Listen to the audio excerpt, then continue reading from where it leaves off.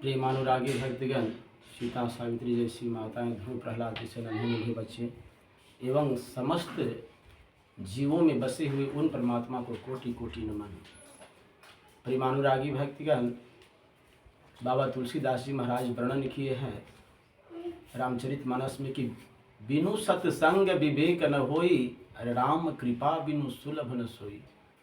सत्संग बहुत बड़ा पुण्य से प्राप्त होता है। सत्संग सबको भाग्य नहीं होता है। गुरु शरणागत जाय के जो सुमिरै हरिनाम, यहाँ रहे आनंद से अंत बसे सुरधाम। जब हम गुरु के शरण में जाते हैं तभी हमें परमात्मा का दर्शन अंतर्घट में प्राप्त होता है।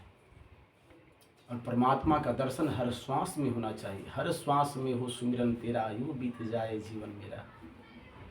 इसलिए नारद जी भगवान विष्णु से पूछे थे कि हे प्रभु, स्वर्ग किसे कहते हैं? क्या मनुष्य के मरने के बाद स्वर्ग मिलता है या जीवित अवस्था में मिलता है?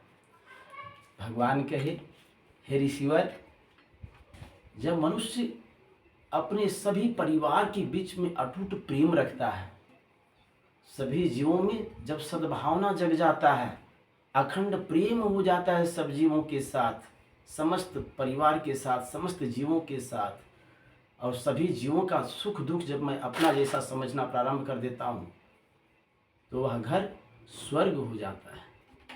और नर्क किसे कहते हैं? क्या मरने के बाद नर्क मिलता है? नहीं, मरने के बाद नर्क नहीं मिलता। पाप पुण्य सब संचय कर कर स्वर्ग नरक भटकाया। अगर अपने जीवन में मैं पाप कर्म किया हूँ तो नर्क मिलेगा। और नर्क क्या है? कि रोग बीमारी से त्राह त्राह करना, है ना, भगवान को बार बार पुकार करना। चूँकि मनुष्य के ऊपर पाप का कलंक लगता है, बाकी जीव के ऊपर पाप का कलंक नहीं लगता है। अगर हम अपने जीवन में पुण्य संचय किए हैं, जोग जप तप व्रत किए हैं, तो उसका भी पुण्य हमें प्राप्त होगा। तब हमको स्वर्ग नजर आएगा, समस्त परिवार में अटूट प्रेम नजर आएगा। अगर हम पाप कर्म जीवन में कहीं किए हैं तो उसका भी नरक हमें नजर आएगा। जिस घर में प्रतिदिन द्वेष की भावना है, कलह की भावना है, अत्यधिक क्रोध है, कर्कशा वचन है, कोई किसी को देखना नहीं चाहता है, तो वह घर स्वर्ग नहीं हो सकता, वह घर नर्क के समान होता है। इसलिए अपने घर को स्वर्ग बनाना चाहिए और समस्त परिवार में अपने प्राण के समान दूसरे का सुख दुख अपना समझना चाहिए, तभी वह घर स्वर्ग हो सकता है। एक बार नारद जी भगवान विष्णु से पूछे कि प्रभु, उत्तम पतिव्रता नारी कौन होती है? उत्तम के यस बस मन माही, सपने हो यान पुरुष जग नाही। जो स्त्री पराये पुरुष को गलत निगाह से स्वप्न में भी नहीं देखती है, अपने पति को ही परमेश्वर समझती है, उसका हर दुख सुख को झेलने के लिए वह झांसी की रानी बनी रहती है,